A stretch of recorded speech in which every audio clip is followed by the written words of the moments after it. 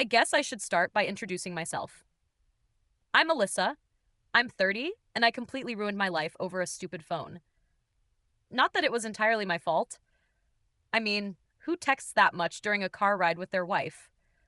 But I'm getting ahead of myself. It all went down last Thursday. Kevin had this fancy work dinner thing he just had to attend, even though we were supposed to have date night. He's been pulling this a lot lately ever since he got that promotion. It's just temporary, babe, he kept saying, once I get settled in the new role.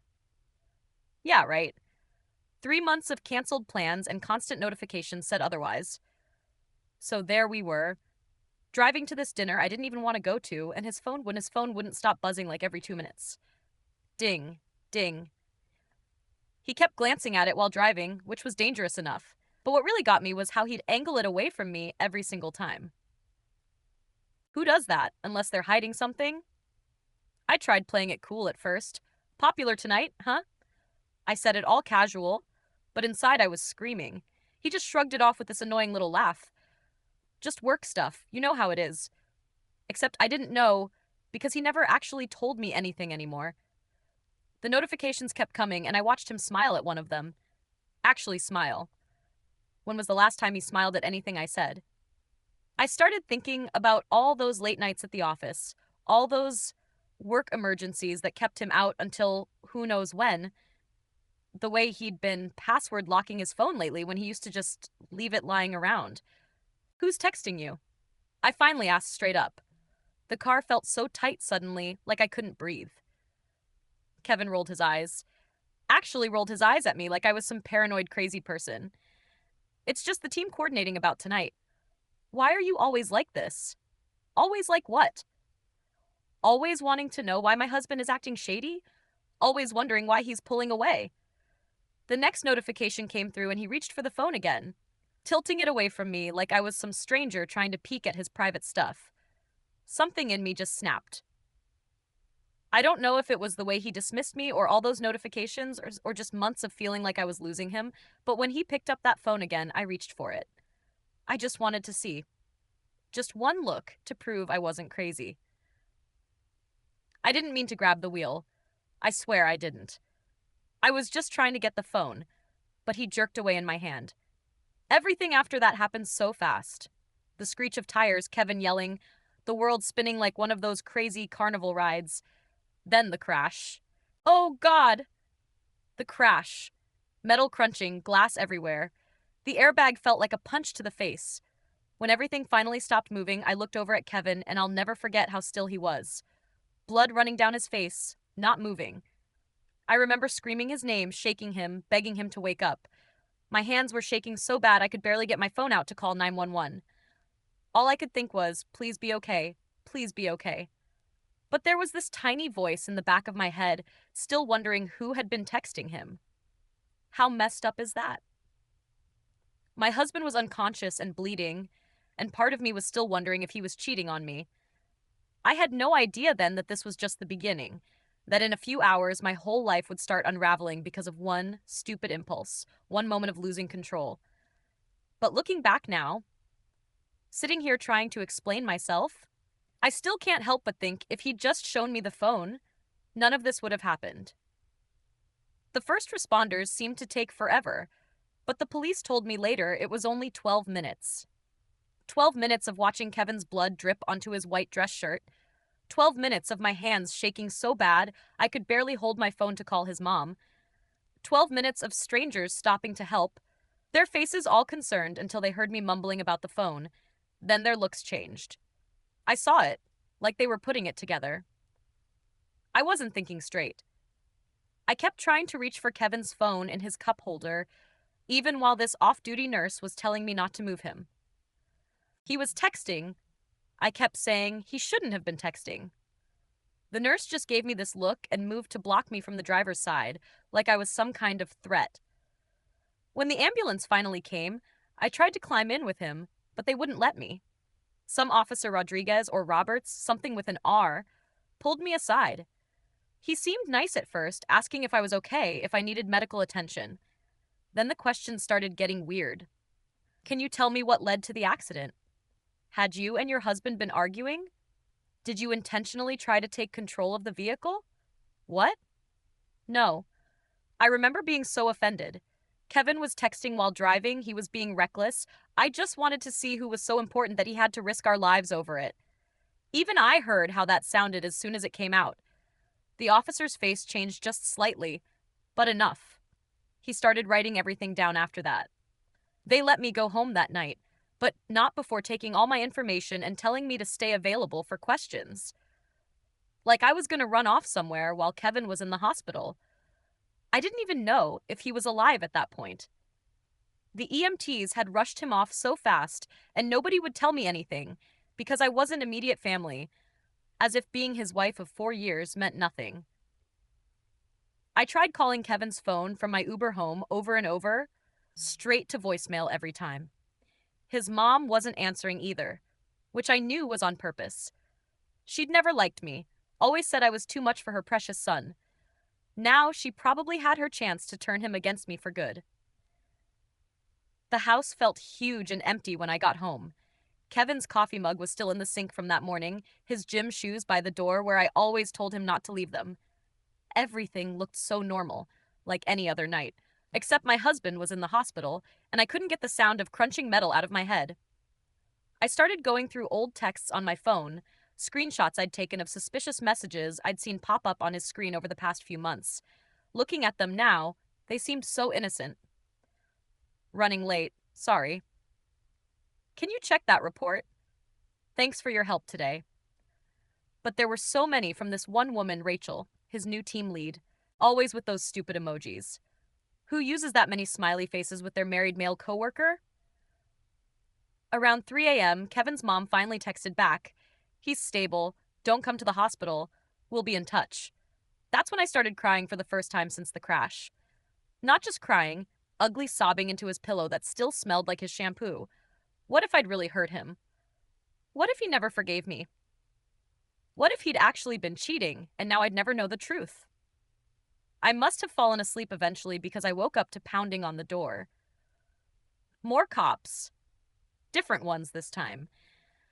um, they had questions about my history of emotional incidents at Kevin's work functions. Apparently, his mom had been busy talking.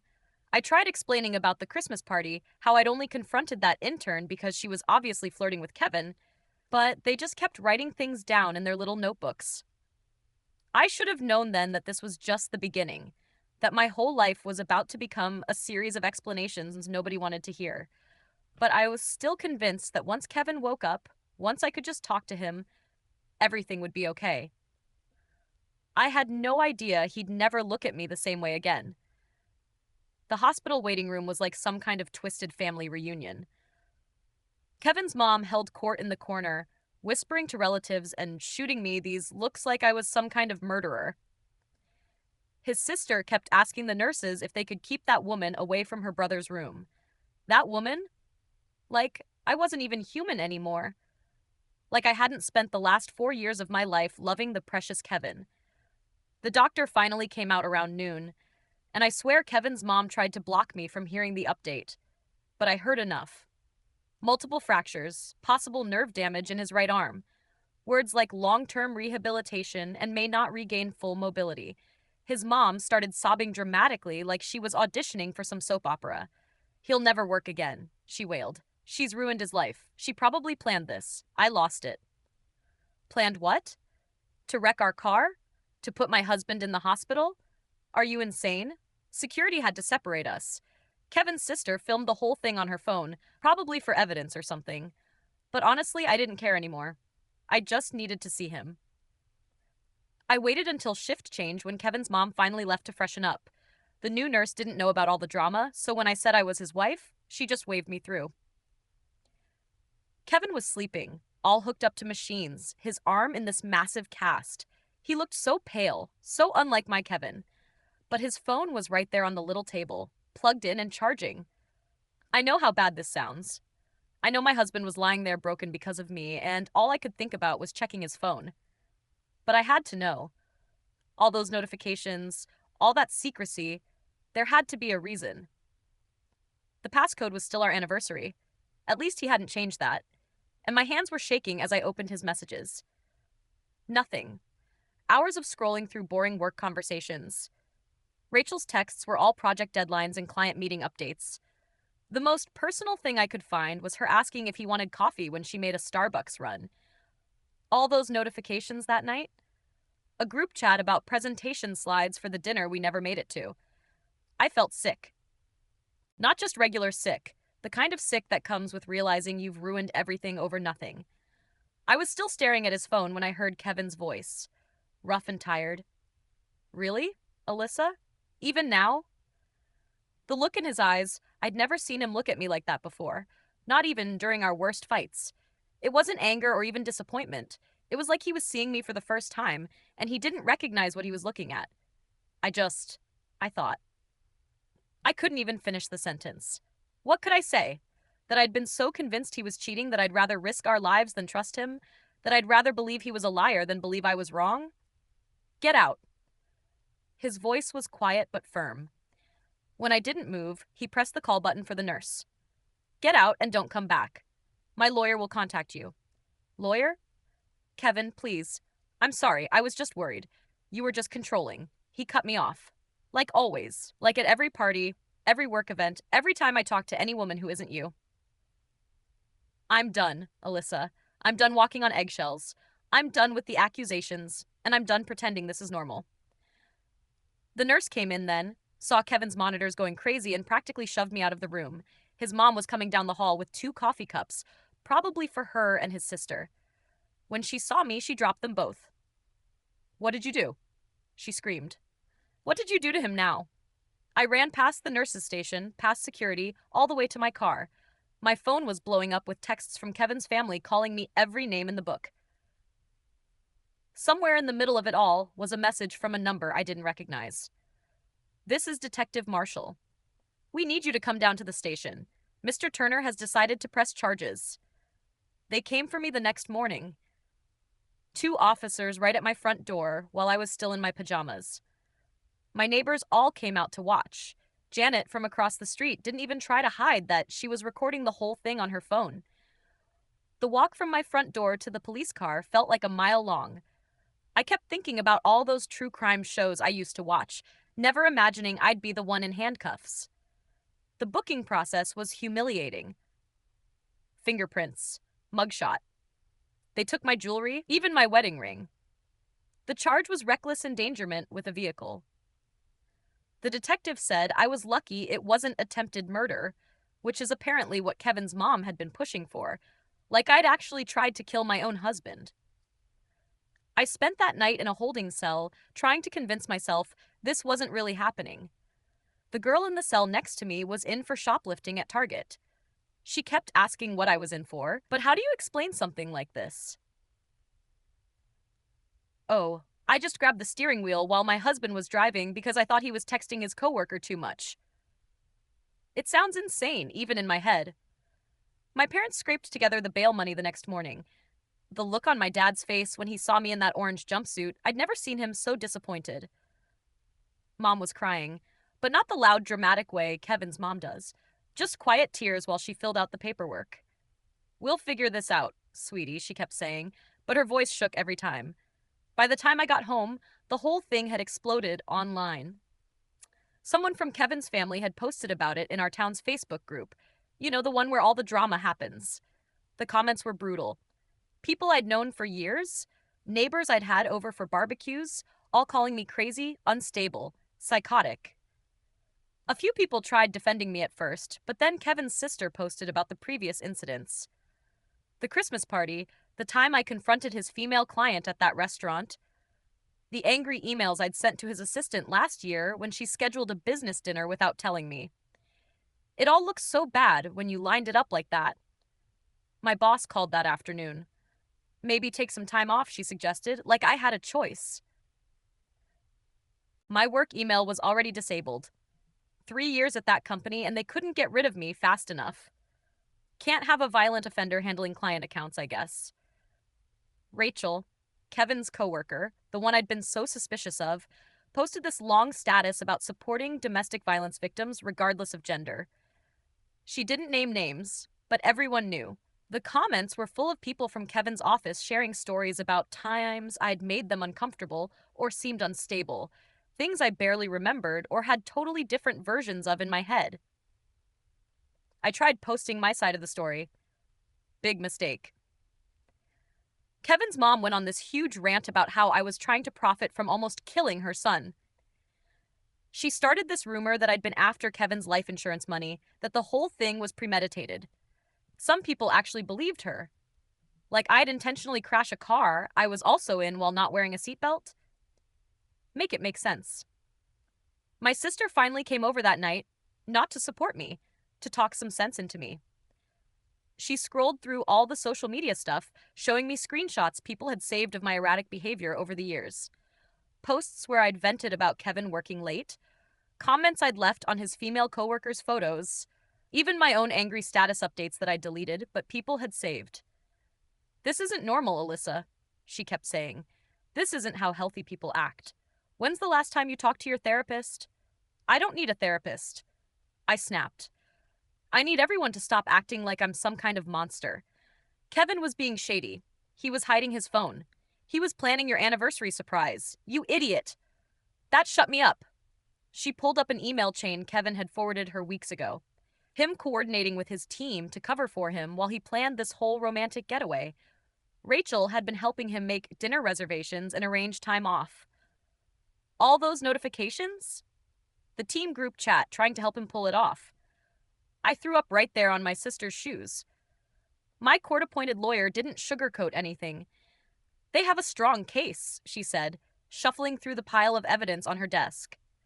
Police reports, witness statements, social media posts, screenshots. My whole life laid out like some kind of criminal conspiracy. Your history of controlling behavior, the documented incidents at Mr. Turner's workplace, the fact that multiple witnesses heard you admit to grabbing the wheel. I tried interrupting, but he was texting while driving. She just gave me this look. The same look my sister had given me. The same look everyone seemed to be giving me lately. "Alissa, he has permanent nerve damage in his right arm. His career as a software developer is effectively over. He'll need multiple surgeries and years of physical therapy, and there's no guarantee he'll regain full function." A texting while driving ticket isn't exactly comparable. The preliminary hearing was a nightmare. I had to sit there while the prosecutor painted this picture of me as some crazy controlling wife who'd rather kill her husband than lose control of him. They had statements from Kevin's coworkers, screenshots of my deleted social media rants, even security footage from that Christmas party incident. It all looked so much worse from the outside. Kevin testified from a wheelchair, his arm still in that massive cast. He wouldn't even look at me, just stared straight ahead while he described our marriage deteriorating due to my increasing paranoia and controlling tendencies. He talked about walking on eggshells, about how he'd started warning new female employees about me, about how he'd been planning to suggest marriage counseling before the accident. "And now?" the prosecutor asked. "Now I just want a divorce and a restraining order." His mother testified about all the times she'd seen me manipulate and isolate Kevin. The Christmas party, the time I showed up at his office unannounced because he wasn't answering texts, the angry voicemails I'd left when he worked late. His sister played the video of my hospital waiting room meltdown. Old friends came forward with stories I barely remembered or remembered completely differently. My lawyer tried to argue for a plea deal, but the prosecutor wasn't having it. "Your client shows no real remorse," she told my lawyer right in front of me. "She's still trying to justify her actions, still trying to shift blame to the victim. We'll be seeking the maximum penalty." I started crying then, really crying. But not the pretty kind either. I never meant to hurt him. I just wanted to see his phone. It was an accident. An accident? The prosecutor repeated slowly. That was the culmination of years of controlling and abusive behavior. An accident that left a man permanently disabled. An accident that occurred because you chose to grab the wheel of a moving vehicle rather than trust your husband. That kind of accident, Mrs. Turner, is exactly why these laws exist. Maximum sentence could mean actual prison time. Not jail, prison, plus fines, mandatory counseling, a permanent criminal record. My lawyer said that with my pattern of behavior and Kevin's injuries, the judge was likely to make an example of me. The real kicker? Kevin's long-term disability insurance denied his claim because the injury was caused by domestic violence. His medical bills are astronomical and workers' comp only covers so much. His mom's latest Facebook rant was all about how I'd ruined him financially too. Like I'd planned any of this. My parents remortgaged their house to hire a better lawyer, but even he says the best we can hope for is a slightly reduced sentence. If you'd shown genuine remorse from the beginning, he said we'd have more options. But your initial statements to police, your social media posts, your behavior at the hospital, it all shows a pattern of deflecting blame and minimizing your actions. I am remorseful, I insisted. I feel terrible about the consequences. He corrected. You feel terrible about the consequences. But have you truly accepted responsibility for your actions? Not just the accident, but the years of controlling behavior that led to it? I didn't have an answer for that. Still don't, really. The mandatory therapy sessions are the worst part. Not because of the therapy itself. Maria, my therapist, is actually pretty nice. It's because she makes me look at everything I did, every single incident as they're calling them now, and explain my thinking. And when I hear it out loud, well, it sounds crazy even to me. Like the Christmas party. In my head, that intern was obviously flirting with Kevin, touching his arm and laughing too loud at his jokes. But when Maria made me really break it down, all I could describe was a 22-year-old kid asking her team lead work questions at a company party. The seductive touching was her tapping his shoulder to get his attention in a noisy room. I'm pretty sure she quit because of me. Kevin's divorce papers came while I was in therapy. Maria watched me read them, probably taking notes on my reaction. He wants a clean break, no alimony, just wants me to help with his medical bills. His lawyer included photos of his arm, all the surgery scars and nerve damage diagrams. He may never code again. The thing he loved most, the career he built for himself, gone because I couldn't trust him for one car ride. I try to tell myself that if he'd just been more open with his phone, if he hadn't acted so suspicious about those texts, none of this would have happened. But even as I'm thinking it, I can hear how wrong it sounds.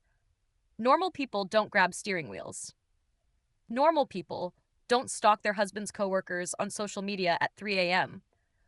Normal people don't keep screenshots of every female interaction their partner has. The final hearing is next week. My lawyer says to expect 18 months minimum, probably in state prison, plus 5 years probation, mandatory counseling, anger management classes. I'll have a felony record. No one will hire me.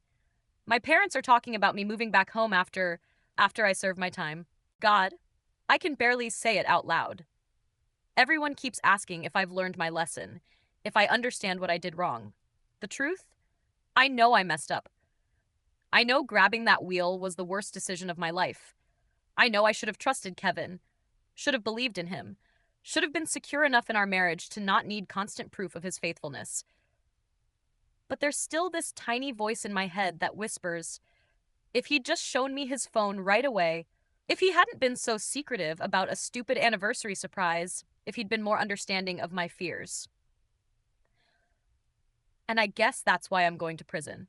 Because even now, even after everything, I still can't fully admit that this was all my fault. Kevin's mom was right about one thing. I did ruin his life.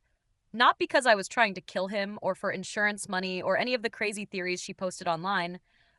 I ruined it because I couldn't control my own insecurities. Because I let jealousy and paranoia drive every decision until it finally drove us right into that concrete barrier.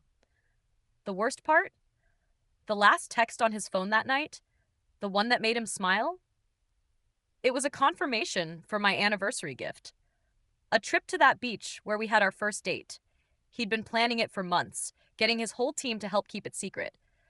And now instead of a beach vacation, he's getting daily physical therapy and a divorce. Instead of an anniversary surprise, he got a permanently damaged arm and PTSD. Instead of a loving wife, he got a cautionary tale. So yeah, I'm that wife. The one who grabbed the wheel, the one who ruined everything over a phone. And now I've got 18 months in a cell to think about how I could have just asked for couples counseling instead. If this confession kept you hooked, Make sure to subscribe, like, and share. We share powerful true stories every day that explore the complex realities of life.